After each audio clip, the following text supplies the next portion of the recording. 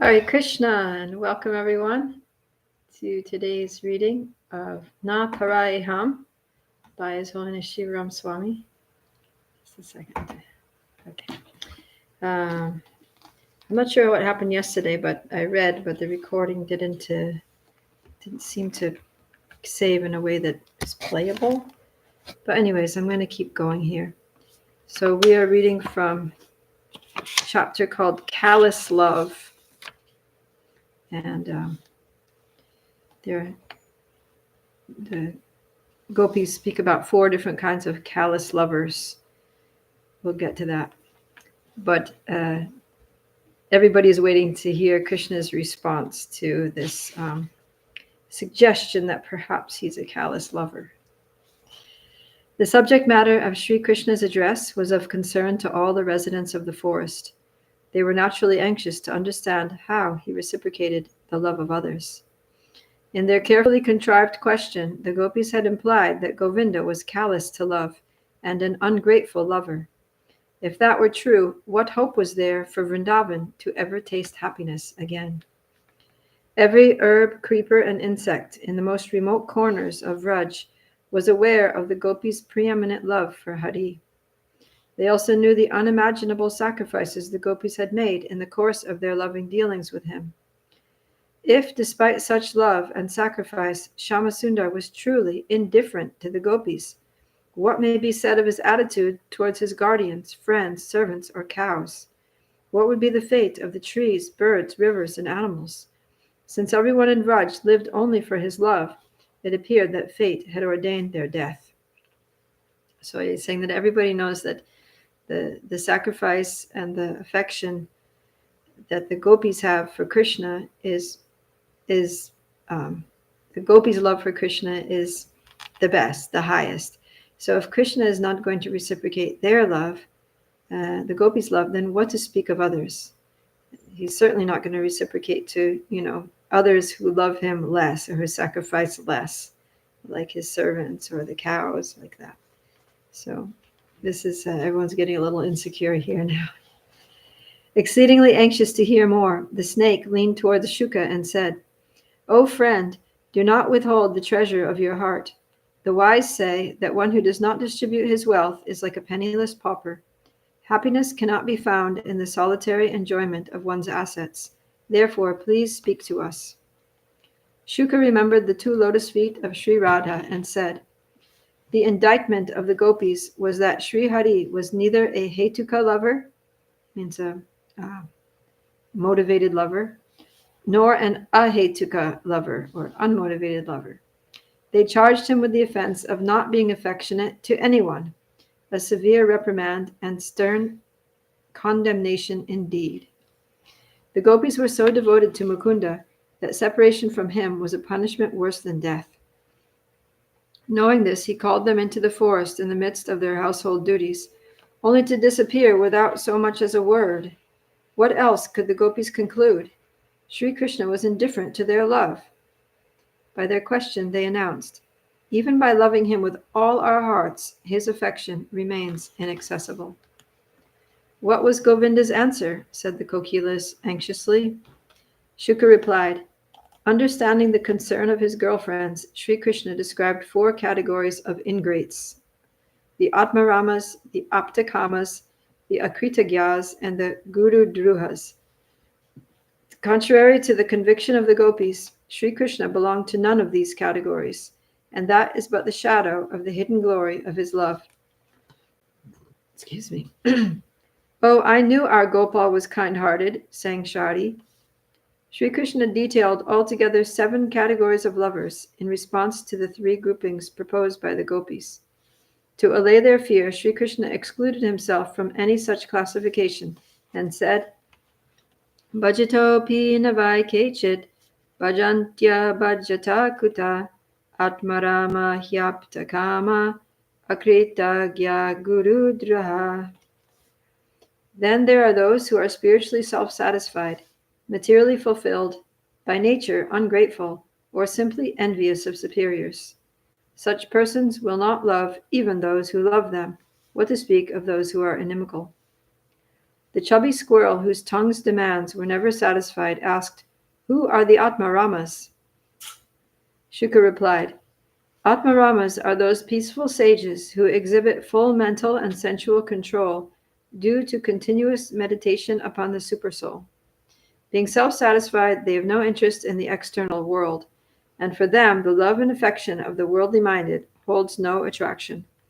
They are like the immovable Himalayas, fully established in themselves, independent of anyone else." "Is Sri Hari such an Atmarama?" asked the squirrel. "Krishna is an Atmarama, but he is not included in the category of Atmaramas he defined," replied Shuka. "The Bhagavatam shloka, beginning with Atmaramas Chamunayo, can be explained in many hundreds of ways, and Gaura Krishna shall do this in the future.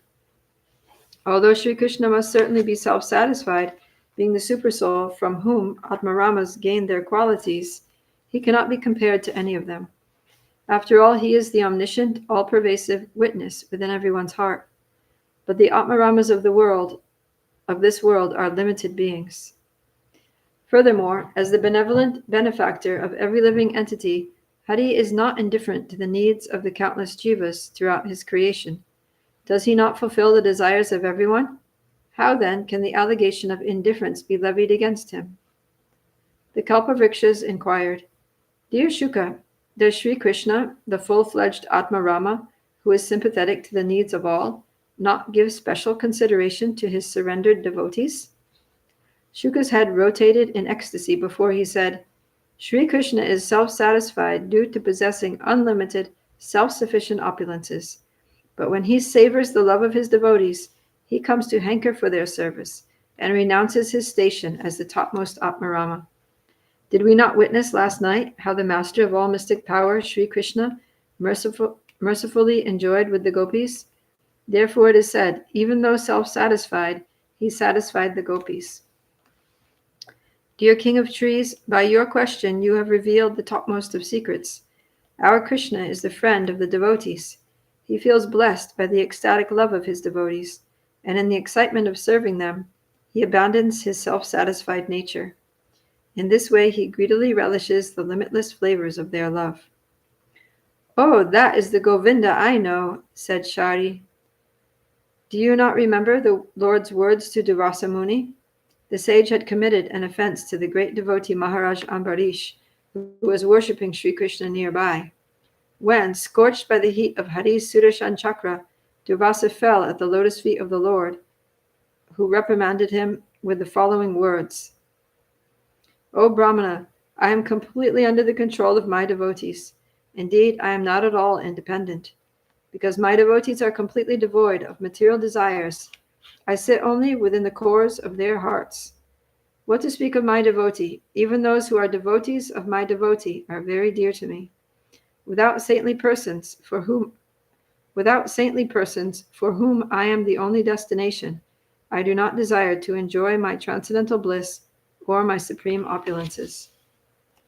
In summary, we should acknowledge Sri Krishna as being fully self-satisfied, yet not indifferent. He is the wish-fulfilling supersoul within all beings everywhere. His subservience to his devotees' love further adds to his glory. He considers this asset his greatest treasure and the only guarantee for his life's perfection. "Jai, Jai, Jai," sang the animals in the tree. Overjoyed with this conclusion, the snake hissed, "Therefore, Sri Krishna is not like the Atmaramas referred to by the gopis." "No, he is not like them," concluded Shuka. "Now let us hear about the Aptakamas and whether Sri Krishna is one of them," sang the Kokila, his voice ecstatic from the assurance that Hari was not indifferent.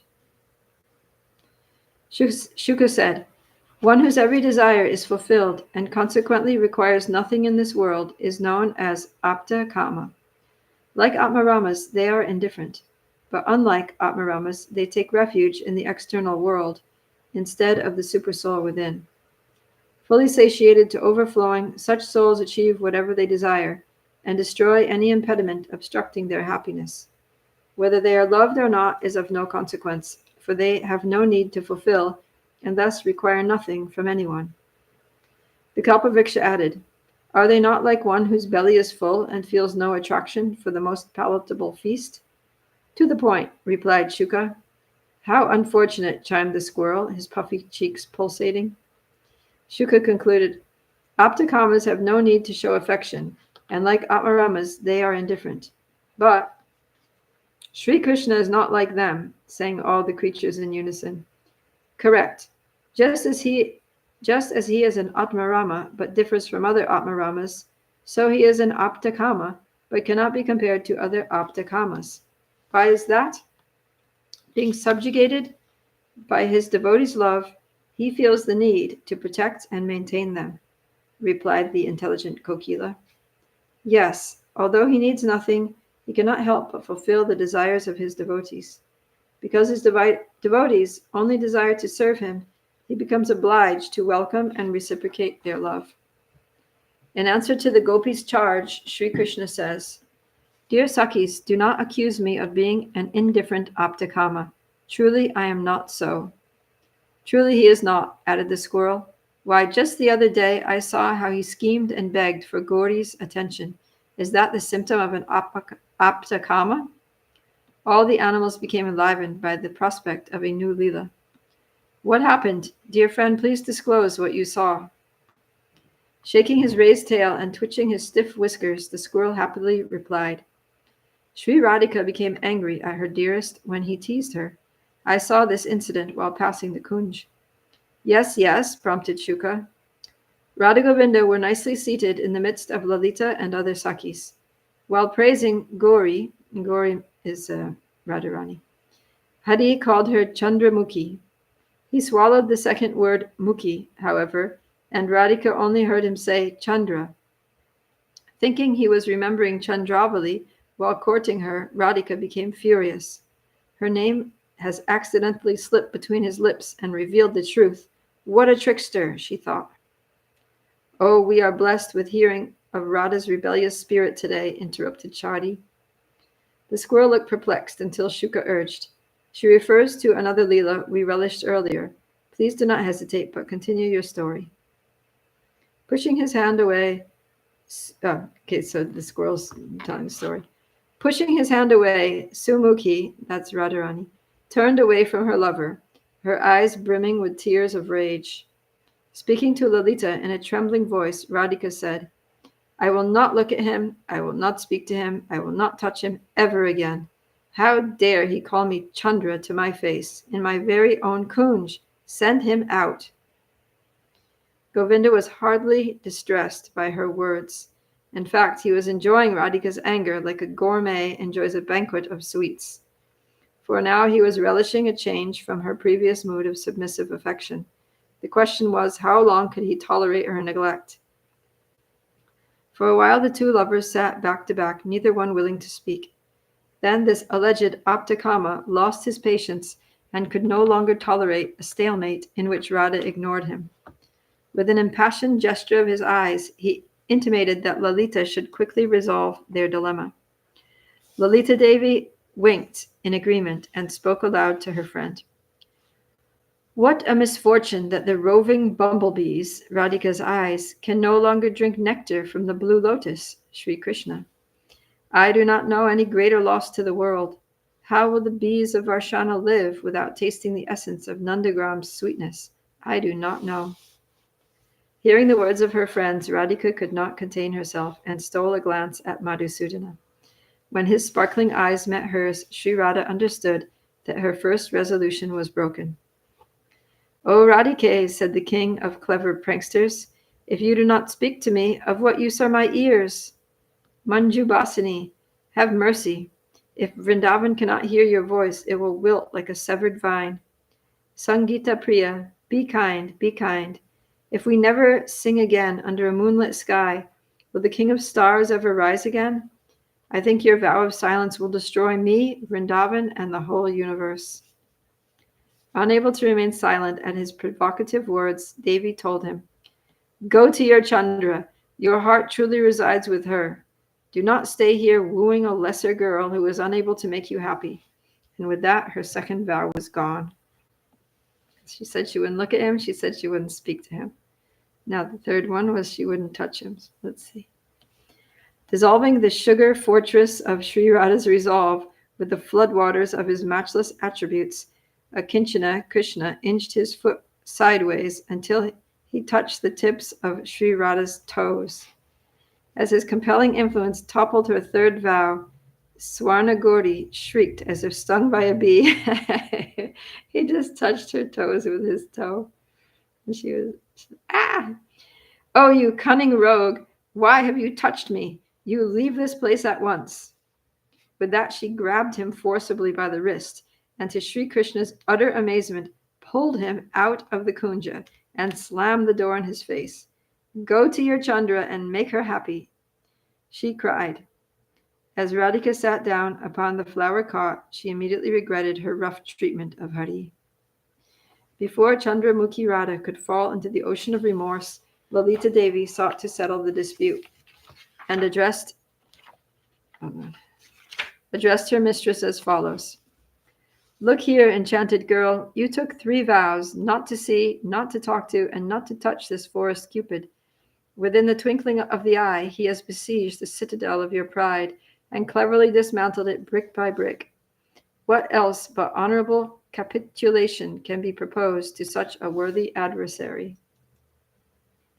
Without further ado, Sri Lalita walked to the door. Casting a glance from the corner of her doe-like eyes, she said with a smile, If you cannot keep to your vows, then how will you keep him away? Opening the door, Lalita Devi took a still stunned Krishna by the neck and gently led him back into the kunj, saying, Sundara, be careful to speak clearly when singing the praises of our foremost gopi. Yeah, because he didn't speak clearly. Instead of saying Chandramukhi Radha, he just said Chandra. That was what got him in trouble. The squirrel concluded, In this way I saw for myself Sri Krishna's natural dependence on the love of Sri Radha. Who has not seen his hankering for the attention of his loved ones? In childhood, he broke pots of yogurt just so his mother would nurse him. In boyhood, he stole sweets from Sridham's tiffin. And in youth, he flaunted his beauty to attract the girls of Gokul. Can there be any doubt? Fulfilled desires or not, Govinda cannot live without the love of his devotees. Sadhu, sadhu. Well said, dear Sakha. You have truly showered us with a cascade of jewel-like conclusions. The snake inquired, What type of lover is next in sequence? We have heard of the Atmarama and the Aptakama. A Kritagya, an ungrateful person, replied Shuka. The Kalpavriksha said, There is not much to be said about such ingrates. Although capable of reciprocating the love of others, they are distracted by sense objects, and so never consent to help those from whom they have received benefit. Their natural characteristic is ingratitude. That is it in a nutshell, said the squirrel. Shuka continued, But Sri Krishna is not like them. Definitely not, resounded Chari. Govinda is always enthusiastic to reciprocate the love of his devotees. Remember his words to Sri Arjuna, As all surrender unto me, I reward them accordingly. It is he who worships his devotee in return for their surrender. In addition to being a responsive lover, he is forever anxious to repay any debt incurred in the affectionate dealings with his devotees. For the Gautamiya Tantra states, Tulasi dala matrena jalasya chulukena va. The snake interjected, Receiving only a tulsi leaf and a palmful of water, Sri Krishna sells himself to his devotees. So he's not ungrateful at all. Shuka nodded. Therefore, the charge of ungratefulness can never stick to Sri Krishna. Kokila nodded his head in agreement, but said, All this is true, yet we cannot be blind to Govinda's behavior last night. As much as we extol his virtues, our gurus levied a heavy accusation at his feet. What can be done about that? Sri Krishna is more than capable of defending himself. Let us be patient and hear what he has to say, replied Shuka. To distance himself from the most despicable of all creatures, he sagaciously mentioned those envious of their own gurus, the Guru Druha. Oh, I know a good example of those, said Lady Kokila with a shudder. We will happily hear it later, rejoined Shuka. For now, let us try to understand who is a guru. In increasing order of importance, Shastra has defined our eternal well-wishers as those who have given birth, arranged for one's livelihood, granted life, or bestowed the treasure of knowledge. Who can tolerate the presence of cruel beasts who are inimical or revengeful, or who, being envious of their benefactors, repay the love of others with malice or injury? Such souls are condemned by their own deeds and are irreligious due to their fallen and atheistic temperament. By all means, they must be avoided. Sri Krishna is certainly not one of them. In fact, he destroys such irreligious forces whenever and wherever they appear. But for him, even that killing is like the mother's chastisement of her child. Although the gopis implied that Sri Krishna's giving suffering in return for love confirmed him as a guru druha, he politely denied their allegation. As mentioned earlier, his nature is distinctly unique, and consequently his behavior is not subject to human calculation. In concluding his response to the gopis, Mukunda said, "My dearly beloved gopis, you have all misunderstood me. I do not fit into any of the three categories of lovers you have mentioned. As the Supreme Person, my nature has nothing to do with the instincts of human beings. Please do not measure me as you would a human. My perceptions and psychology are completely different. When you understand the purpose behind my behavior, you will know that I am your most dearly beloved, regardless of external appearances. Please believe me, what I have spoken is the truth." All the animals, including the great desire tree, Kalyanakalpa Taruja, were highly satisfied by the explanations given by Shuka. They relished his words as if they were Haris, and were reassured that the gopis' accusations were not substantiated. Krishna was not callous to the love of others. That being resolved, two questions remained unanswered. Why did Krishna inflict so much pain upon the gopis, and what are the mechanics of his reciprocations? To these questions the animals would have immediately sought answers, had the Kokila not reminded them of the example of the Guru Druha she had recalled earlier in their discussions. She told the story of Ashvatthama, the rejected son of Drona, who lived in their forest of Kokilavan. After the heinous crimes of killing the sons of Draupadi and attempting to abort Maharaj Parikshit, Ashvatthama, although immortal, was cursed to wander the earth without a friend. Residing invisibly among the cuckoos, he performed austerities to regain Sri Krishna's favor.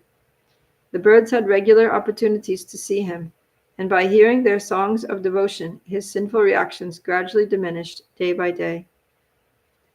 Although the Kokila was highly critical of Ashvatthama, citing his example as that of a Guru Druk,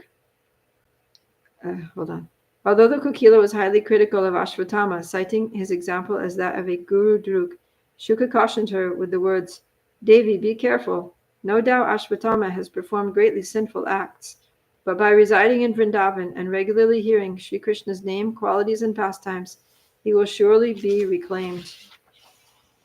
In the 8th Manvantara, the son of Drona will be elevated to the post of a Sapta Rishi, along with the venerable Vyas and Parashuram. He will reside in one of the 7 planets below Dhruvaloka, and will reverentially keep the Ganges water upon his head. In time, he will accept devotional service as the perfection of life, and constantly think of the welfare of the world, while circumambulating the abode of Lord Vishnu, known as the Pole Star. O Kokila, you are a resident of Vrindavan. Still, be careful about criticizing other residents, whomever they may be. Hearing the power of living in Vraj and wondering at the impending greatness of Ashvatthama, the forest creatures sat awed, their mouths wide open." So now this chapter is going to conclude here with Shamalata's narration. "I sat at the base of the tree, but there was no further sound. When I looked up, I could no longer see the parrots, kokilas, snake, or squirrel. They had disappeared. I wondered, was this a dream, or was it real? I stood to leave, and the ancient Kalpavriksha smiled once again. Yes, what I had heard was more than real. It was the supra-mundane reality of Vrindavan." Supra-mundane means beyond the mundane, or in other words, transcendental. The transcendental reality of Vrindavan. Offering my pranams, I proceeded in the direction from where I had come. Without difficulty, I arrived in Nanda's courtyard, just as Sri Radha and her Sakhis were bidding Farewell to Mother Yashoda.